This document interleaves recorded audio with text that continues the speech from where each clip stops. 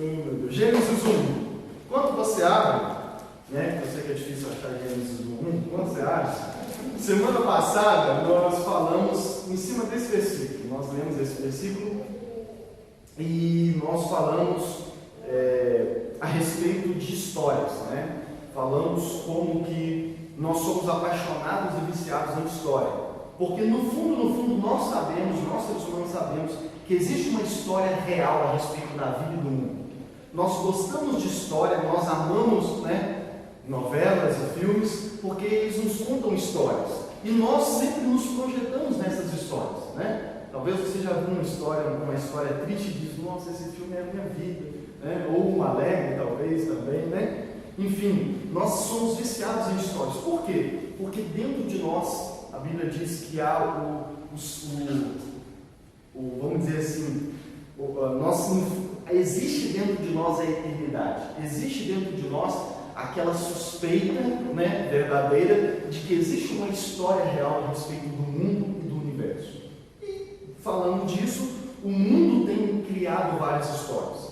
Assim sendo, e as pessoas reconhecendo esse desejo no nosso coração, têm criado muitas histórias e têm vendido e contado para o mundo as histórias do mundo. E aí, por isso que surge a teoria da evolução, de que a gente veio do macaco e por aí vai. E a Bíblia, por que nós falamos disso? Porque a Bíblia é a verdadeira história do mundo. O diferencial do cristianismo é que nós cremos que a Bíblia conta a verdadeira história do mundo. Nesse livro contém a verdadeira história do mundo. E nós podemos saber como tudo começou lendo o livro de Gênesis. Amém? Porque toda a nossa história, toda a história desde Gênesis é consequência de Gênesis. Amém? E eu foquei mais nesse sentido de mostrar como que a Bíblia conta a verdadeira história do mundo e que a história em que nós acreditamos que é a história do mundo muda a nossa maneira de ver as coisas. Por exemplo, como que uma pessoa que acredita que nós viemos do macaco, ou que nós somos frutos do nada, do acaso, que não tem propósito para nada, como que essa pessoa pode ser contra o racismo, por exemplo, que é um assunto tão atual no momento? Porque se nós viemos do nada, se nós somos meros animais evoluídos, né? Se nós não somos nada, então por que o racismo é errado? Né? Se o mundo é resultado, como diz a teoria da evolução, de que a história do mundo é a história do mais forte vencendo o mais fraco e o mais forte sobrevivendo ao longo da evolução, por que não pensar que o ato de racismo é o mais forte vencendo o mais fraco? Está entendendo? Então, é meio que até hipócrita uma pessoa que acredita na teoria da evolução, que a história da evolução é a história do mundo, dizer que é contra o racismo, porque é meio incoerente. Ele não tem motivação para ser contra o racismo. Agora, se nós acreditarmos que a Bíblia é a verdadeira história do mundo, e se nós acreditarmos que o ser humano foi criado à imagem e semelhança de Deus, aí está a motivação para ser contra o racismo. Amém? Aí está a motivação. Por que nós não podemos ser racistas?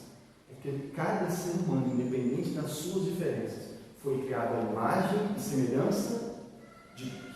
Amém? Mesmo ainda hoje estando em estado de rebeldia, pecaminosidade. Amém? Nós continuamos sendo a imagem e semelhança de Deus. A Bíblia diz que somos a coroa da criação, né? Aquilo de especial que Deus criou, que portou a sua própria imagem. Mas não vou falar disso hoje, só apenas relembrando para mostrar como nós vamos continuar o assunto. Hoje eu quero falar, eu abordei semana passada, mas eu quero estender um pouco melhor, o porquê de todas as coisas. Tá, se a Bíblia é a história do mundo e Deus é o autor dessa história, que foi também que eu foquei semana passada, por que Deus criou todas as coisas? Por que Deus decidiu escrever essa história? Para qual fim? Né? Toda história tem um final, toda história tem um objetivo. Qual é o final dessa história? Qual é a moral da história? Né, que a gente gosta? Qual é a moral da história? Por que Deus decidiu criar tudo? Por que Deus decidiu escrever essa história da qual nós fazemos parte? E é sobre isso que nós vamos falar nessa noite. Amém? Então eu vou ler Gênesis 1:1. No princípio criou Deus os céus e a terra. Então essa história da qual nós fazemos parte tem um autor. Essa história tem um autor. E esse autor é o próprio Deus. Deus é o autor dessa história. Deus é quem está escrevendo essa história. Vou voltar no Salmo de Davi, que eu lembrei, no Salmo 139. Davi disse: antes que eu estivesse no ventre da minha mãe, Deus já me conhecia e já tinha escrito a meu respeito no seu livro. Então Deus está escrevendo a história. A história do mundo tem um autor, tem um criador, que é o Senhor dessa história, que é o próprio Deus. Agora, por que esse autor está escrevendo a história? Vamos lá para Romanos capítulo 1. Lá no Novo Testamento, e vamos para Romanos capítulo 1. Uma coisa importante que eu quero que a gente compreenda e tenha isso sempre em mente, é que a Bíblia explica a própria Bíblia.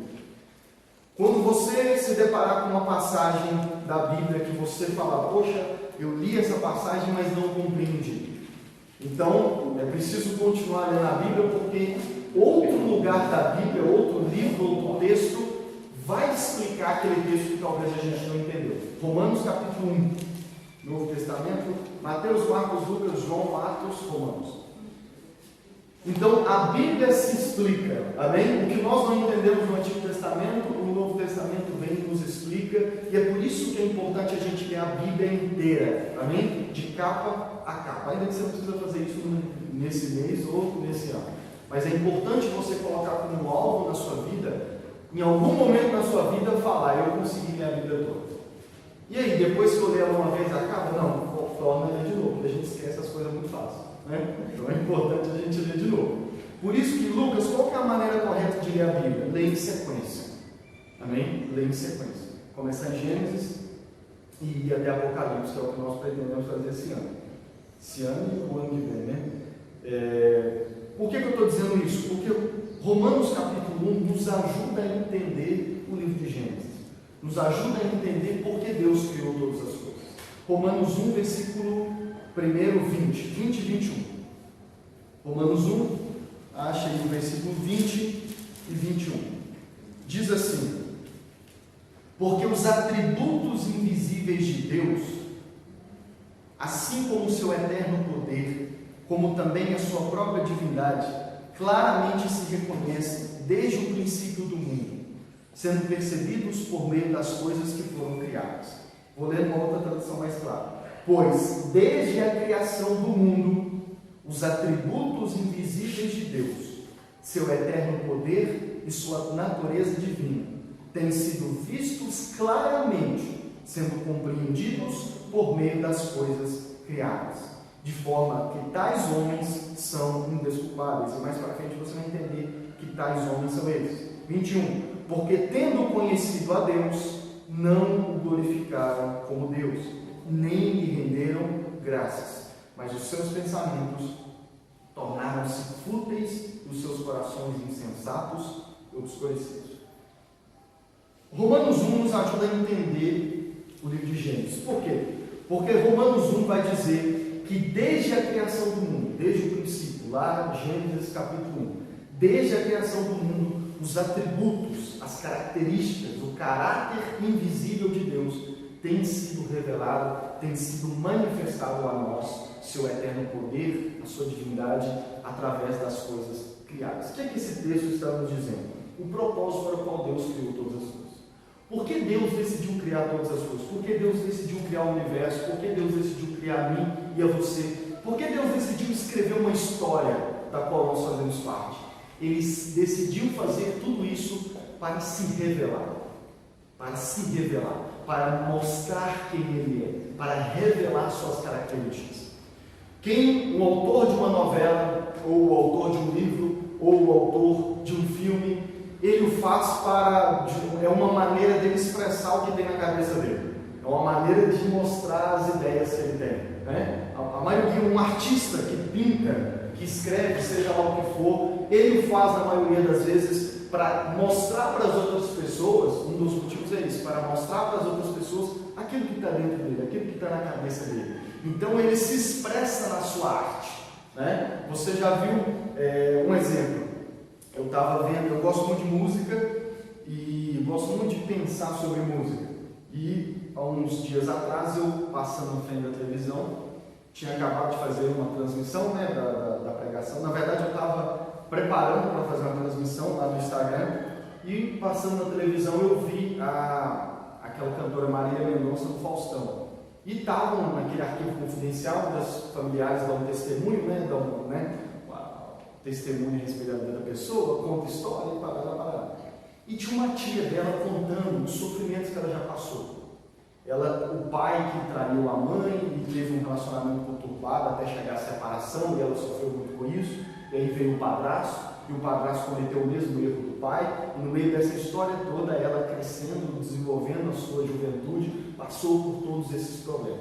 E assim que a tia finalizou isso, e aí a tia disse assim, é por isso que então, depois de todo esse sofrimento, ela foi desabafar através das suas músicas. Olha o que ela diz, ela foi desabafar através das suas músicas. E aí quando volta para ela, a Marília Mendonça diz assim, agora todos podem entender a minha musicalidade. E talvez você já deve ter ouvido alguma música da Marília Mendonça, é só sofrência. Infiel, traidor, né? E por aí vai. Aquele sertanejo bem sofrência, né? Bem falando de relacionamentos quebrados e por aí vai. Escuta uma só para você ter uma noção. E são só músicas assim, né? Trair sim, vou trair, não sei o que, não vai voltar atrás, você vai rastejar e por aí vai. Essas coisas da maioria dos sertanejos hoje. Por que eu estou usando esse exemplo? Porque talvez a gente ouve essas letras, ouve ela cantando essas músicas e diz assim, é só uma música. É só uma música. Ela não deve acreditar que a vida é assim, não, isso é só música. Mas ela mesmo disse, os familiares dela disse que não é só música. Com as letras de sofrência, de relacionamento quebrado, de traição que ela escreve, ela está desabafando. Está dando para você entender o que eu quero dizer? Ela está desabafando, ela está contando para as pessoas, através de música, o que ela passou, a história de vida dela. Então, através da criação dela, está dando para entender? Através da criação, que é as músicas dela, ela está pondo para fora o que está no coração. Lembra quando Jesus disse, a boca fala o que está cheio do coração? Ela está pondo para fora, ela está mostrando para as pessoas a trajetória de vida dela. Ou seja, ela está se revelando para as pessoas. Então, você pode saber um pouco o que tem no coração da Marília Mendonça ouvindo as letras da música dela. Esse é um exemplo de como o Criador se revela através da criação. No caso da Marília Mendonça, ela se revela, ela expõe, ela aponta para as pessoas o que está na sua vida, o que está no seu coração, através da sua música. Claro que, resguardadas as proporções e as diferenças, é por isso que Deus criou todas as coisas. Deus criou tudo o que Ele criou, o universo, principalmente nós seres humanos, para revelar quem Ele é. Deu para você entender?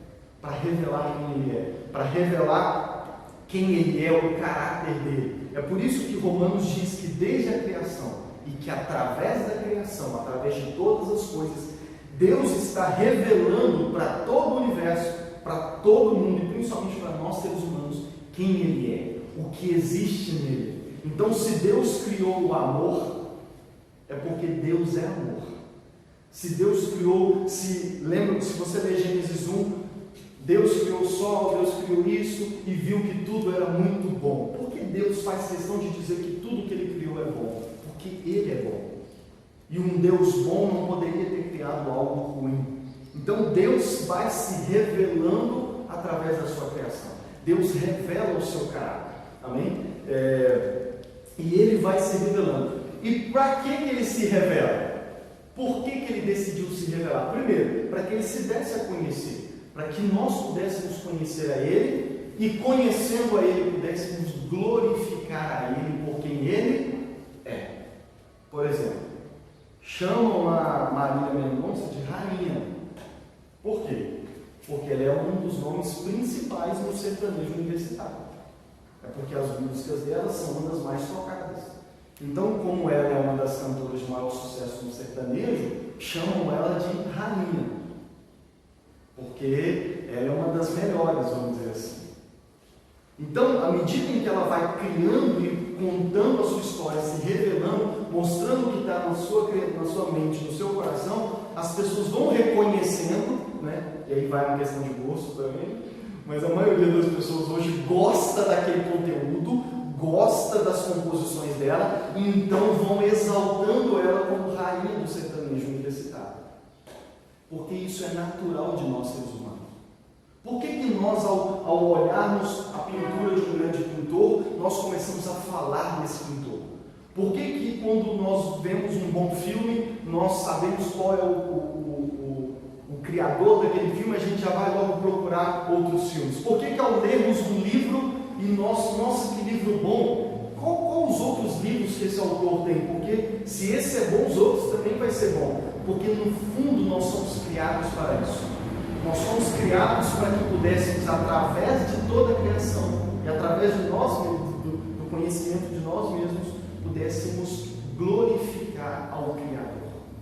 Então, o propósito, quando nós olhamos para toda a criação, quando nós reconhecemos que Deus criou todas as coisas, o propósito final é para que a gente dobre os nossos joelhos e diga: glória ao Criador, glória a Deus por isso. Olha a maravilha que Deus criou. Um autor cristão, ele diz assim, que quanto mais você estuda tanto o universo quanto o ser humano, mais motivos você tem para glorificar a Deus. Ele diz assim: quem é que tem mais motivo para dar glória a Deus do que aquele astrólogo que consegue ver as estrelas, estudar as estrelas, ver a distância das estrelas? Quem tem maior motivo para dar glória a Deus do que os cientistas que vivem estudando a complexidade do ser humano, a complexidade das coisas? Você sabia que a ciência foi, vamos dizer assim, quase que criada por cristãos?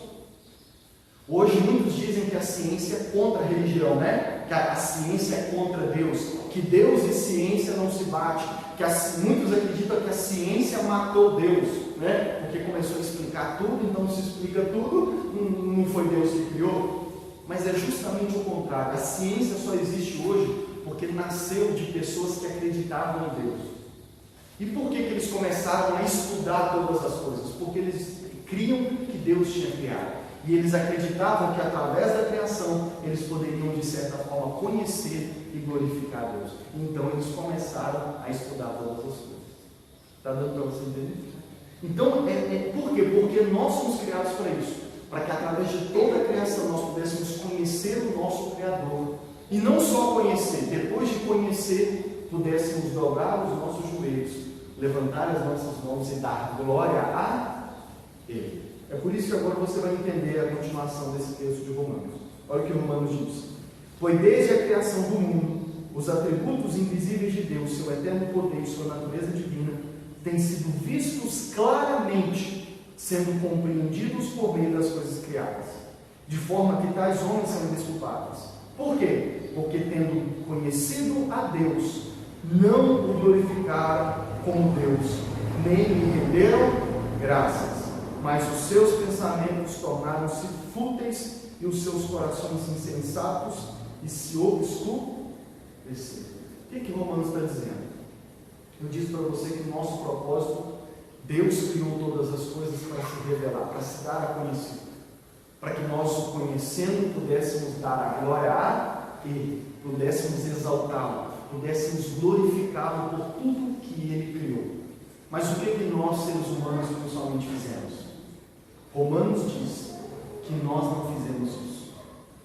Romanos diz que a principal tragédia, e poderia dizer assim, o pecado por baixo de todos os outros pecados, o pecado que é a raiz de todos os outros pecados, ainda que a gente pudesse ver, ainda que hoje a gente vendo a criação, nós não dobramos os joelhos e não demos a glória para Deus.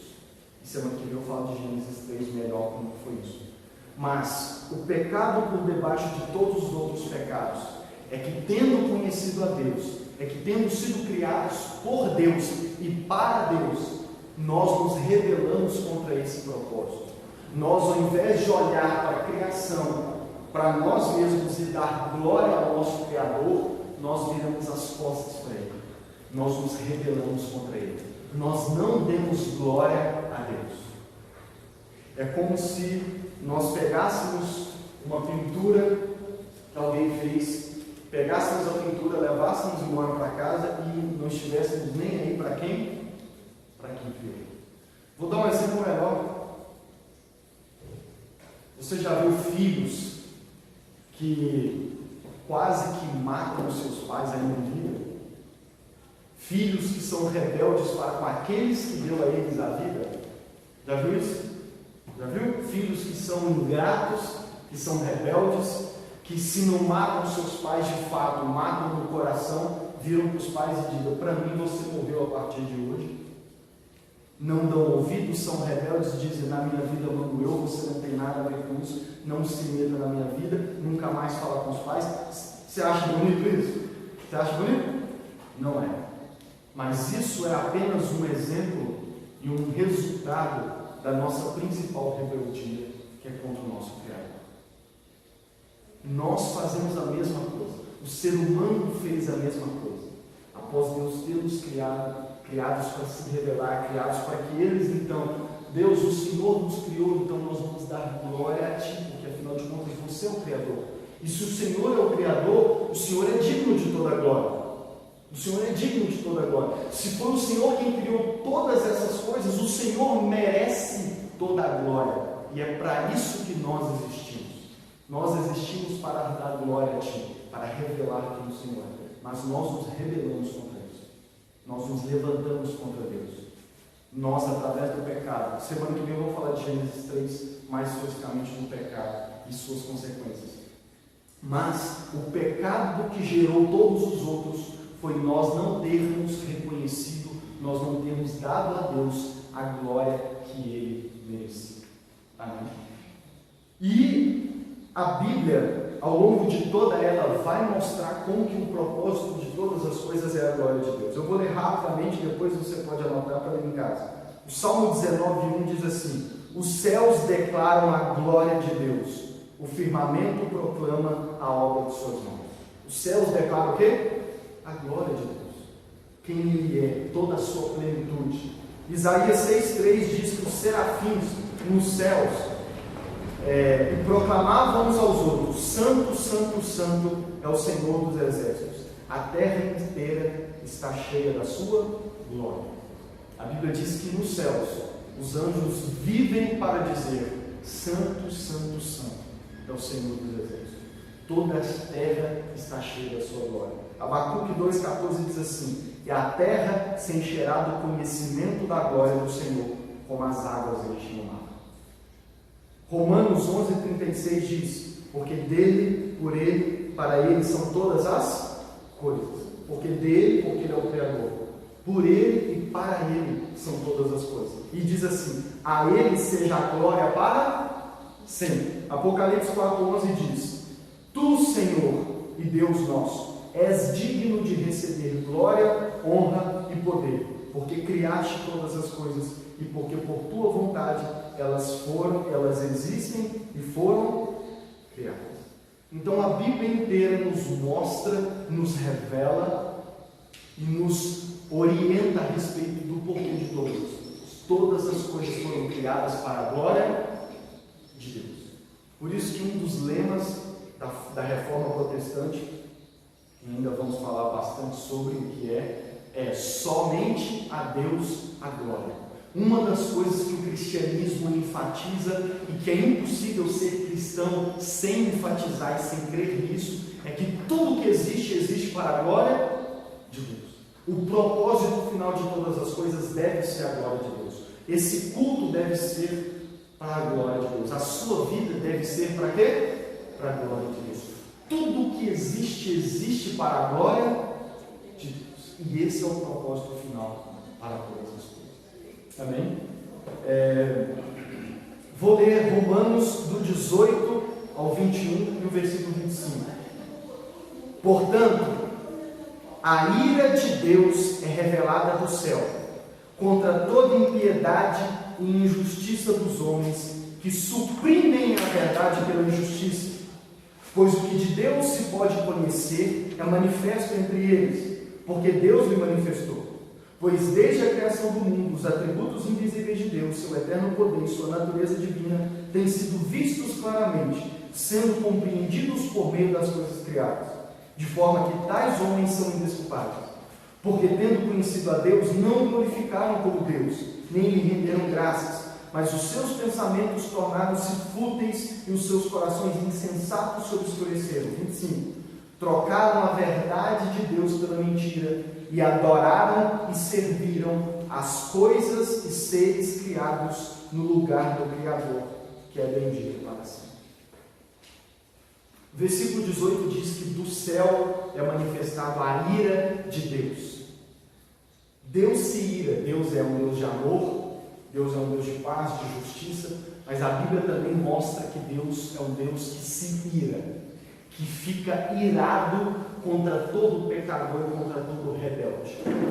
E a primeira pergunta que a gente faz quando a gente ouve falar que Deus fica irado, e por exemplo, Apocalipse 16 diz que vai chegar um dia em que Deus vai derramar toda a sua ira sobre a humanidade pecadora, a ponto que as pessoas vão querer morrer e nem a morte elas vão encontrar, de tão dura que vai ser a ira. Eu já ouvi pessoas dizer que se converteu a Jesus porque leu o Apocalipse.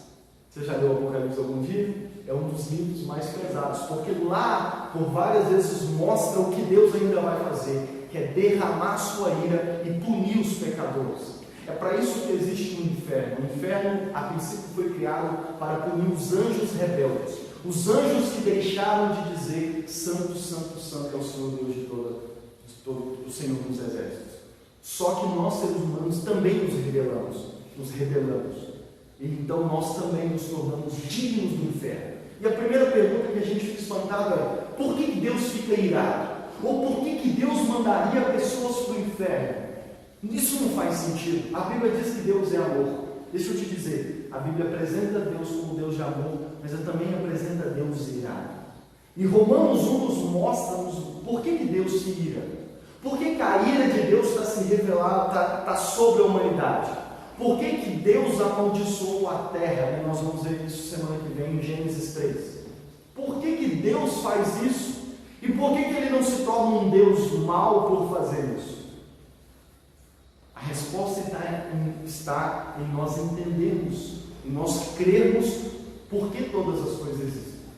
Se eu creio que todas as coisas que existem foram criadas para a glória de Deus, se nós usamos tudo isso para um outro propósito que não é a glória de Deus, nós estamos certos?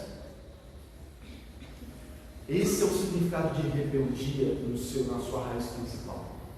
A rebeldia nasce, em primeiro lugar, quando nós, desfrutando da vida que nós temos, desfrutando de toda essa criação maravilhosa de Deus, nós não damos glória a Deus. A rebeldia nasce quando nós vivemos a vida que Deus nos deu, mas vivemos para outro propósito que não a glória de Deus. É o que Romanos diz. É por isso que nós, seres humanos, não temos desculpa diante de Deus. Por isso que no dia do juízo, nenhum de nós vai ser inocente. Por quê? Porque todos nós nos rebelamos. Todos nós queremos viver a nossa vida. Todos nós queremos fazer as coisas da nossa vida com outro propósito que não é a glória de Deus. Por isso que a Bíblia está dizendo que ao invés de adorar e glorificar ao Deus Criador, nós adoramos nós adoramos e servimos as coisas criadas. As coisas criadas. Deus criou o universo para que nós o conhecêssemos e para que dessemos glórias a Ele. Os cientistas modernos estudam toda essa criação. E ao invés de dar glória a Deus, o que eles fazem? Eles dizem: Deus não existe. O que eles estão fazendo? Eles estão pegando a criação e adorando e servindo a criação no lugar do Criador. Está dando para você entender? É por isso que muitas religiões que dizem que não existe um Deus, que Deus é a natureza. Não, Deus para mim é a natureza. Está fazendo da criação o seu Deus, está servindo a criação e deixando de adorar o Criador. E tudo isso são manifestações da rebeldia que há no nosso coração para com Deus Criador. E num exemplo mais pessoal, é você decidir viver a sua vida da forma que você quer. Quando você decide viver a sua vida do jeito que você quiser. Aí eu faço da minha vida o que eu quero.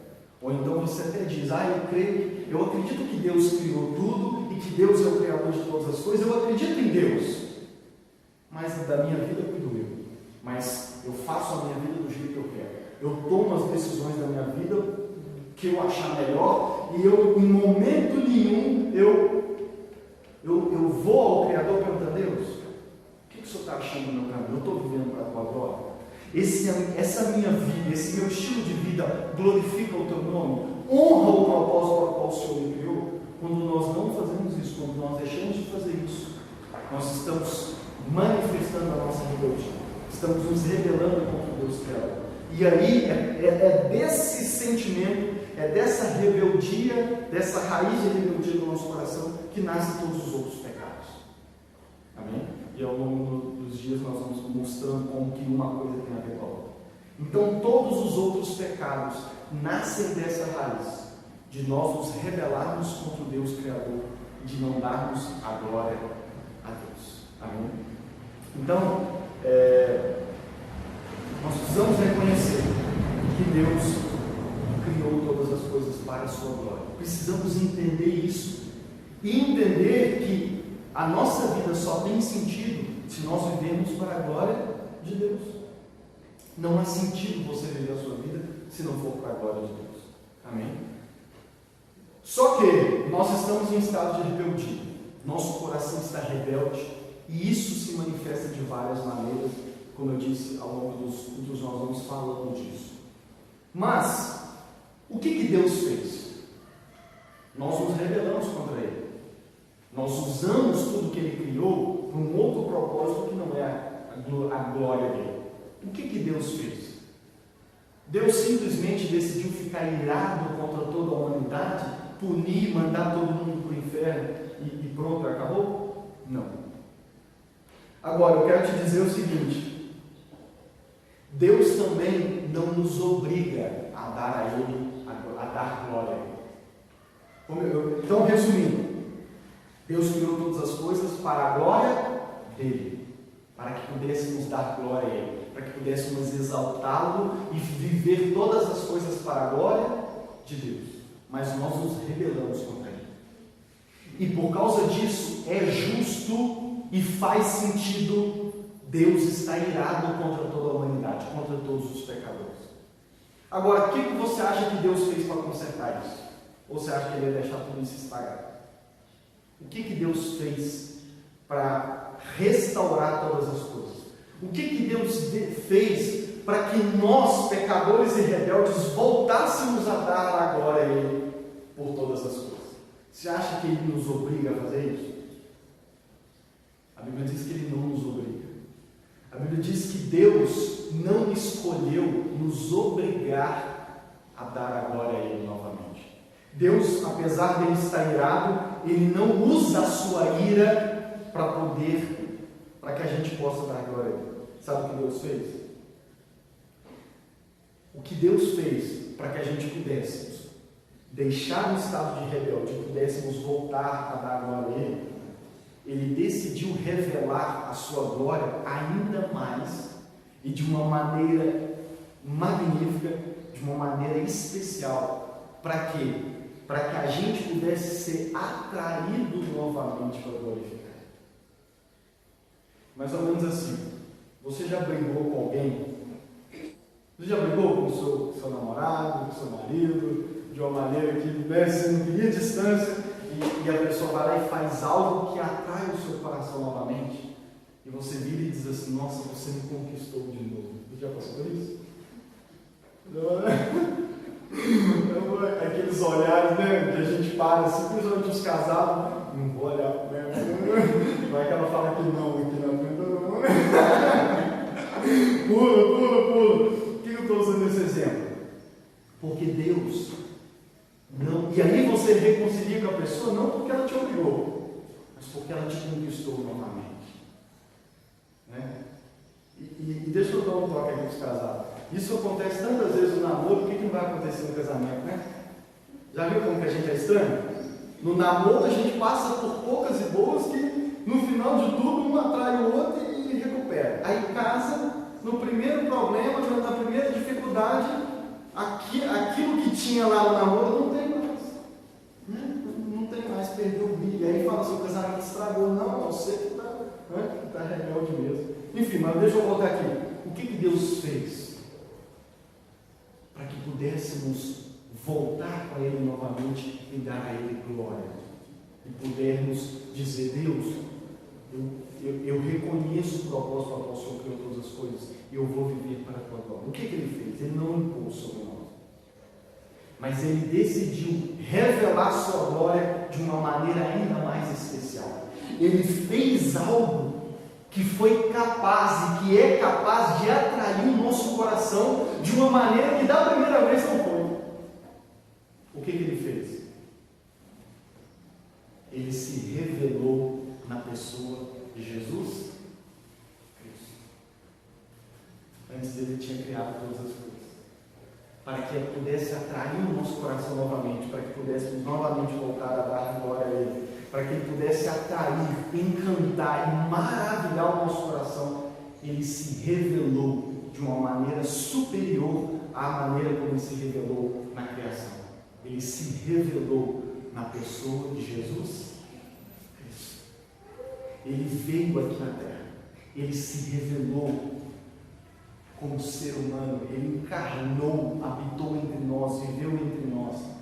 E a Bíblia diz que tudo que Jesus fazia para a glória de Deus. Como que Ele nos ensinou a orar no Pai Nosso? Pai Nosso que estás no céu, santificado seja o teu nome. E termina dizendo, porque teu é o reino, o poder e a glória. Jesus nos ensinou a orar, santificado seja o teu nome, porque teu é o poder, a honra e a glória para sempre. Jesus em João capítulo 12, ele orou assim, Pai, glorifica o teu nome. Em João 17 ele orou, Pai, chegou a hora, glorifica o teu Filho, para que o teu Filho te glorifique. Eu te glorifiquei na terra, completando a obra que me deste para fazer. Deixa eu te dizer uma coisa. O propósito número 1 pelo qual Jesus veio aqui na terra, pelo qual Jesus viveu uma vida perfeita, pelo qual Jesus morreu na cruz do Calvário, deixa eu te falar, não foi em primeiro lugar para salvar você. O motivo número 1, porque dizem por aí que você é o centro do coração de Jesus. Não, você não é. Você não é a razão principal pela qual Jesus fez tudo o que fez. A razão número 1 pela qual Jesus fez tudo o que fez foi para glorificar o foi para glorificar o Pai. Por isso Ele nos ensinou a orar, porque teu é o poder, a honra e a glória para sempre. Por isso tudo o que Ele fazia para glorificar a Deus. O primeiro milagre de Jesus, transformado em vinho no casamento. O último versículo que trata do momento ali, diz, assim começou Jesus os seus prodígios e milagres na Galiléia. E manifestou assim a sua glória, que era a glória do próprio Deus. Tudo que Jesus fez foi para a glória de Deus. Ô Lucas, mas Ele não morreu para nos salvar, para nos perdoar os pecados? Sim, mas para que através disso o nome de Deus fosse glorificado. Porque deixa eu te dizer, se nós devemos glorificar a Deus por Ele nos ter criado e ter criado todas as coisas, nós temos um motivo ainda maior para glorificar esse Deus. Sabe por quê? Porque mesmo a gente tendo se rebelado contra Ele, Ele fez tudo o que tinha de fazer para nos perdoar e nos atrair a Ele novamente. Olha o que 2 Coríntios 4, 5 e 6 diz. O Deus dessa era cegou o entendimento dos descrentes, para que não vejam a luz do Evangelho da glória de Cristo, que é a imagem de Deus. Pois não nos pregamos a nós mesmos, mas a Jesus Cristo, o Senhor, e a nós como escravos de vocês por amor a Jesus. Versículo 6. Pois o Deus que disse, das trevas resplandeça a luz, Ele mesmo brilhou em nossos corações, para a iluminação do conhecimento da glória de Deus, na face de Cristo. Deus decidiu se revelar de uma maneira ainda maior, e mais magnífica, mais maravilhosa, na pessoa de Jesus, na obra de Jesus. Por isso que, se nós, o primeiro motivo pelo qual nós devemos dar glória a Deus, é porque Ele nos criou, é porque Ele criou todas as coisas, mas nós nos rebelamos contra isso. E Deus não nos impôs dar glória a Ele, mas Ele decidiu se revelar de uma maneira ainda mais maravilhosa. De que maneira foi essa? Enviando o seu Filho na terra, através de uma vida perfeita de Jesus, para a glória de Deus, através da morte e da ressurreição de Jesus, para salvar nossos pecadores, para atrair o nosso coração novamente para Jesus. Isso tudo com qual propósito final? A glória de Deus. Porque se Deus merece a glória por nos ter criado tudo, Ele merece uma glória ainda maior, porque mesmo nós tendo nos revelado, Ele fez tudo o que devia fazer para que pudéssemos nos atrair novamente. É por isso que se você está aqui hoje, você não está aqui porque você, vamos dizer, se por espontânea vontade. Você está aqui porque Deus está atraindo o seu coração dele. Paulo diz, Deus revelou a sua glória no rosto de Cristo. Sabe por que você crê em Jesus? Ou sabe por que você deve crer em Jesus? Porque Deus se revela de uma maneira perfeita em Jesus. Em tudo que Ele fez. Em cada detalhe da vida de Jesus, Deus está se revelando e o está fazendo para a glória de Deus. A maneira como Jesus lidava com as pessoas, tudo que Jesus ensinava e falava era para a glória de Deus e era para que conhecêssemos a Deus. É por isso que a canção diz, Ele é a expressão da glória de Deus. Ele é a exata expressão de quem Deus é. Deus se revela na pessoa de Jesus Cristo. E Jesus morreu por você para atrair o seu coração novamente à glória de Deus. E qual é a melhor maneira através da qual nós damos glória a Deus novamente? Crendo em Jesus. Você quer dar glória a Deus? Você quer viver para a glória de Deus? Entregue a sua vida para Jesus. Viva para Jesus. Tenha Ele como o melhor na sua vida. Glorifique a Ele. Quando nós nos reunimos aqui e cantamos canções a respeito de Jesus, nós estamos dando glória a Deus. Jesus diz, Pai, glorifica o teu Filho e o teu Filho vai te glorificar. Apocalipse diz que no final de tudo, a Bíblia diz que Deus entregou tudo para Jesus. Jesus se tornou herdeiro de todas as coisas. Mas Apocalipse diz que no final da história, Jesus vai pegar tudo que Deus o deu e vai falar assim, Pai, é tudo para a tua glória. Sabe por que Jesus vai nos levar para a eternidade? Para que a gente viva para a glória de Deus. Para que a gente viva para a glória de Deus. Por isso que, qual é a melhor maneira de nós darmos a glória a Deus e de nos retornarmos para dar a glória a Deus? Através do Senhor Jesus. Quando você decide entregar o seu coração para Ele. Quando você deposita a sua fé, sua esperança, o seu amor maior. Quando você ama a Ele sobre todas as coisas. Quando Ele se torna a razão da sua felicidade. Quando Ele se torna a razão da sua paz. Quando Ele se torna a razão para tudo na sua vida. Você está vivendo para a glória de Deus. Porque estar em Cristo é viver para a glória de Deus. Ele veio para isso. Não só para Ele viver para a glória de Deus. Mas para que Ele nos atraísse até Deus. E nos levasse a viver para a glória de Deus. E eu finalizo com o texto de Pedro. Pedro diz assim, 1 Pedro 4,11: se alguém fala, faça-o como transmite a palavra de Deus. Se alguém serve, faça-o com a força que Deus provê. Olha, presta atenção. De forma que, em todas as coisas, Deus seja glorificado mediante Jesus Cristo, a quem seja a glória, o poder para todos sempre. Por que tudo que nós fazemos para o Senhor Jesus e em Jesus? Porque essa é a maneira através da qual nós vivemos para a glória de Deus. Por isso nós o exaltamos sobre todas as coisas e sobre todos.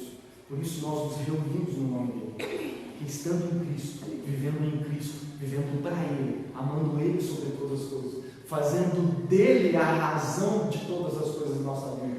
Fazendo dele a razão pela qual eu falo sim, pela qual eu falo não. Sabe por que você não deve cometer alguns pecados?